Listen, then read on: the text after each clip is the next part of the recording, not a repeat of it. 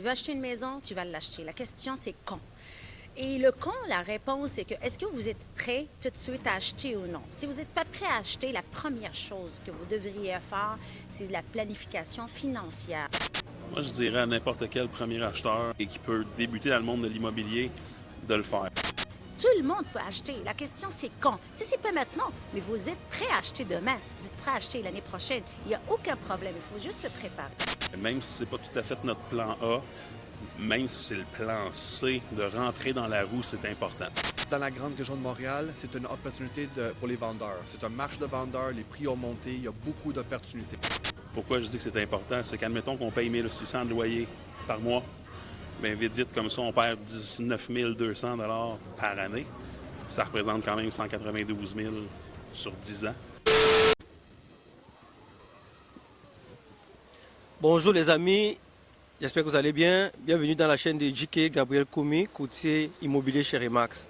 Aujourd'hui, c'est ce qu'on appelle le kick-off, qui est la cérémonie de rentrée des courtiers. Donc, c'est un kick-off de Remax Platine. Remax Québec, c'est la plus grande bannière au Québec en termes du nombre de transactions, à peu près 45% des parts du marché. Et Remax Platine, d'où je suis, c'est à peu près 70% des parts de marché dans son secteur.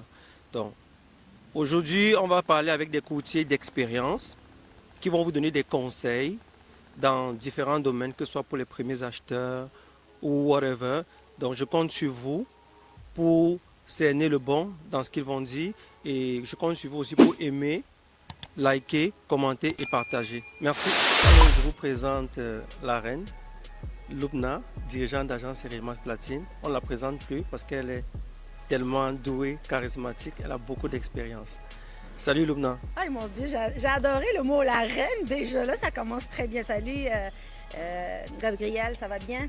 Ça va très bien. On sort d'un kick-off. C'était un très bel événement. Je te tenais à te dire merci pour ça. Ay, ça fait plaisir. Moi, je suis contente de vous offrir ça. C'est inspirant et en même temps, on se prépare l'année à partir de maintenant. L'année ne commence pas en janvier, elle commence maintenant.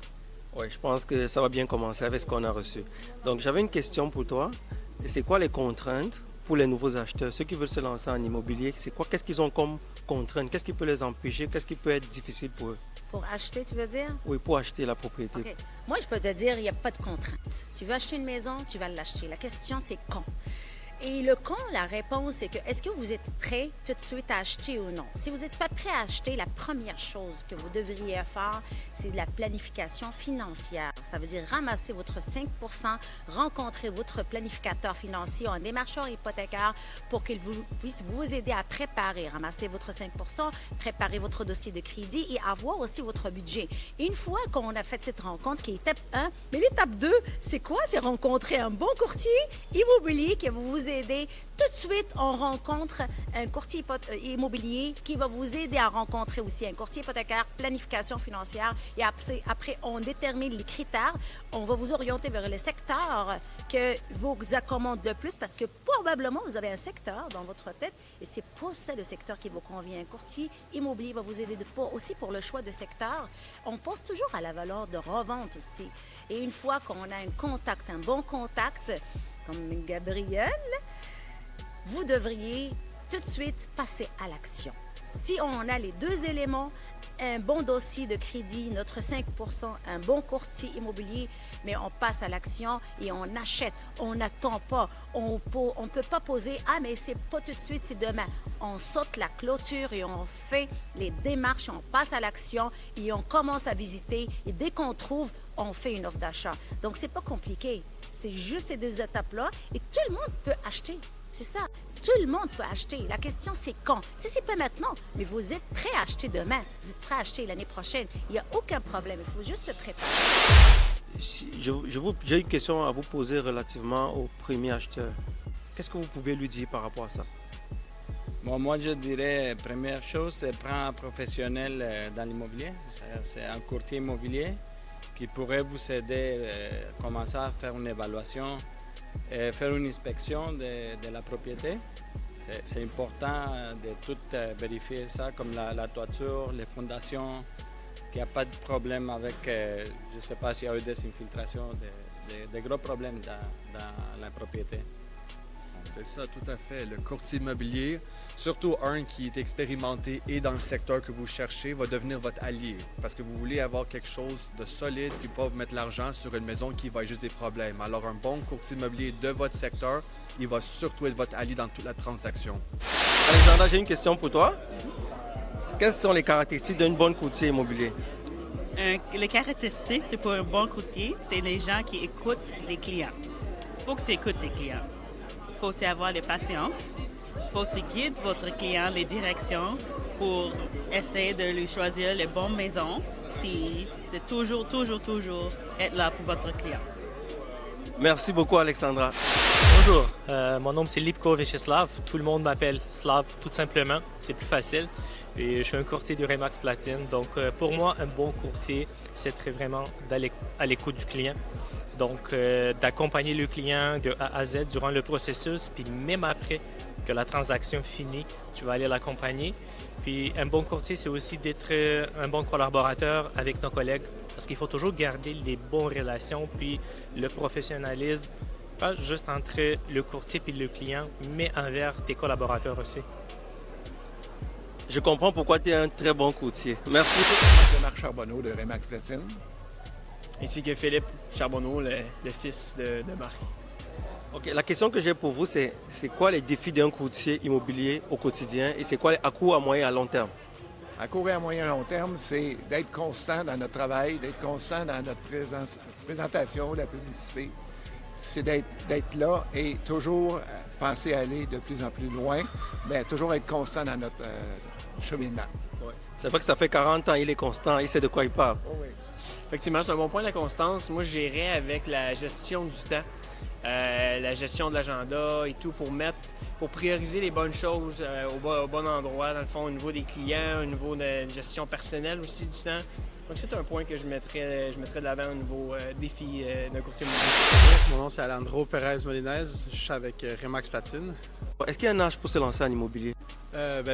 Quand on parle d'âge, selon moi, aussitôt qu'on est jeune, on commence à avoir du revenu. C'est le temps de commencer à économiser. Puis il faut essayer de se lancer le plus tôt possible. On dit tout le temps que le meilleur temps pour acheter de l'immobilier, c'était il y a 20 ans. Puis le deuxième meilleur temps, ça serait aujourd'hui. Donc, puis avec tout le contenu et tous les courtiers qu'on a à notre disposition, c'est tout le temps un bon moment de commencer. Le plus tôt qu'on peut, c'est le mieux. Surtout à la vingtaine, je trouve que c'est un bon moment. Donc, Patrick Lalonde, j'ai une question pour toi. Oui. Donc, pour quelqu'un qui achète seul aujourd'hui, est-ce que c'est bon d'acheter seul? Et c'est quoi les défis et c'est quoi les conseils que tu peux donner? Parce qu'il y a des gens qui sont tout seuls, ils se disent je suis pas capable parce qu'on n'est pas deux, on a juste un seul revenu. C'est quoi que tu dis? Qu'est-ce que tu leur dirais? C'est quoi le message que tu as pour eux? Moi, je dirais à n'importe quel premier acheteur qui peut débuter et qui peut débuter dans le monde de l'immobilier de le faire. Même si c'est pas tout à fait notre plan A, même si c'est le plan C, de rentrer dans la roue, c'est important. Pourquoi je dis que c'est important? C'est qu'admettons qu'on paye 1 600 de loyer par mois. Bien, vite, comme ça, on perd 19 200 $ par année. Ça représente quand même 192 000 sur 10 ans. Donc, même si, idéalement, on voulait aller vivre dans une ville A, dans une grandeur A, mais finalement, on se ramasse dans la ville C, à une grandeur C, et une année de construction un peu plus âgée, si vous pouvez devenir propriétaire, bien là, vous commencez à vous enrichir votre propre patrimoine. Au lieu de perdre de l'argent chaque année, bien là, vous êtes en train de tout simplement comme grossir ce qu'on appelle l'actif. Donc, votre condo que vous allez avoir acheté, que idéalement, vous auriez peut-être voulu avoir une maison, mais votre condo va prendre la valeur au lieu de garrocher de l'argent par les fenêtres à un propriétaire puis de ne plus jamais revoir cet argent-là. Donc, si vous pouvez rentrer dans le monde de l'investissement, faites-le. Donc, surtout chez Remax, si vous voulez être un investisseur aussi dans l'immobilier, puis pour des condos, pour n'importe quel type de propriété que vous cherchez, on a des experts dans tous les cas. Et ils peuvent vraiment vous diriger si vous voulez faire du revenu, si vous voulez une propriété qui est à bon prix, n'importe quel objectif que vous voulez, on a un courtier spécifique qui peut vous aider. On a chacun ses forces, mais surtout le système de support chez Remax offre un service plus complet qu'on trouverait n'importe où ailleurs. C'est pour ça que dans nos régions, on fait partie de 70% des ventes comparé à toutes les autres bannières. Donc, On est très bien encadré chez Remax. Ok, merci beaucoup. Avec l'incertitude qu'on a, notamment les États-Unis qui nous imposent les droits de douane qui sont élevés, il y a des acheteurs qui sont comme réticents, ils ne savent pas s'il faut avancer, s'il faut reculer. Je voulais savoir, qu'est-ce que vous pensez? C'est quoi les conseils qu'on peut donner aux acheteurs? Est-ce que c'est des bons moments pour acheter? Est-ce qu'il y a de l'opportunité présentement? Indépendant de qu'est-ce qu'on pourrait voir avec toutes les choses qu'on pourrait réfléchir ou penser de qu'est-ce qui peut arriver, la première chose, c'est qu'au Canada en ce moment, les taux d'intérêt puis le taux directeur, elle a drastiquement descendu, qui fait en sorte que les gens ont plus de pouvoir d'achat par la suite. Deuxième temps, ici dans la grande région de Montréal, c'est une opportunité pour les vendeurs. C'est un marché de vendeurs, les prix ont monté, il y a beaucoup d'opportunités. Les choses les plus importantes, peu importe qu'est-ce que le taux d'intérêt sort à la fin de la journée, aujourd'hui ou le lendemain, c'est est-ce que dans un premier temps, ce que vous achetez est dans une bonne localisation? Et deuxièmement, si vous investissez pour un multilogement, il faut se baser sur la valeur économique qui se base uniquement sur la rentabilité du projet. Par la suite, après ça, toutes les choses peuvent devenir une opportunité. Dans un premier temps, si on dit, bon, il y a 10 personnes qui ont la capacité financière pour faire un achat, vous avez 9 autres concurrents pour une propriété. Si vous dites, bon, moi, j'ai le courage de prendre une chance ou quelque chose qui peut être une opportunité, et les 9 autres, ils n'ont pas le courage parce qu'ils s'inquiètent sur toutes les autres choses, qu'est-ce qui peut arriver, vous avez moins de concurrence, vous pourrez avoir une propriété à un meilleur prix par la suite. Et avec ça, avec une bonne plan stratégique et financière, on est capable de transformer quelque chose dans une opportunité à long terme qui va fructifier. J'ai une deuxième question. On a Jules. Jules, il va bientôt être courtier immobilier. Il s'en vient chez Remax. Oui. Donc, pour un nouveau qui commence dans le métier, c'est quoi les conseils que tu peux donner? Qu'est-ce qu'il faut faire? C'est quoi les pièges à éviter? Mon conseil, ce serait de grossir ton réseau de contacts. Puis, parce que en immobilier, n'importe quelle personne qui est devant toi est peut-être un futur client. Généralement, la majorité des gens s'intéressent à l'immobilier, que ce soit l'immobilier propriétaire ou l'immobilier locatif. On a tous besoin d'un toit. On va toujours avoir besoin d'avoir un toit, surtout au Québec, avec les hivers qu'on a. Donc, la personne qui est devant toi au restaurant, la personne qui est devant toi à l'aréna, la personne qui est devant toi dans un parc est potentiellement un futur client. Les gens veulent transiger avec les gens avec qui ils ont confiance, les gens qui les inspirent confiance. Donc, si tu parles avec les gens avec ton cœur, puis tu les traites comme si c'était tes amis, tes parents, ils vont le ressentir. Puis on est dans un business de relations humaines qui marche beaucoup avec la confiance. Donc, plus tu grossis ton réseau de contacts, plus tu parles avec ton cœur, plus que tu traites les gens avec sincérité, respect, intégrité, transparence, humanité, et de vouloir les aider, plus ça va se ressentir. Puis plus ce réseau-là est gros, bien plus les gens vont te référer, puis plus les gens vont t'amener d'autres transactions, puis ça a comme un peu l'effet boule de neige. Donc, de jamais minimiser l'importance qu'il y a peut-être quelqu'un qui est devant toi, qui est peut-être futur, peut-être un nouveau ou un futur client. Donc, on est dans une business de relations. OK. Super. Merci beaucoup pour des conseils, Patrick. Plaisir, mon Gabriel. Bienvenue dans le domaine. Merci, Patrick. Tu en es de chez Platine avec nous? Oui, Platine. Bon, bienvenue d'avance. J'espère que ça répond à vos questions. C'était intéressant comme d'habitude. Merci. Merci beaucoup. Merci. Bye. Ça fait plaisir. Merci beaucoup, les gars. Ça fait plaisir. Merci.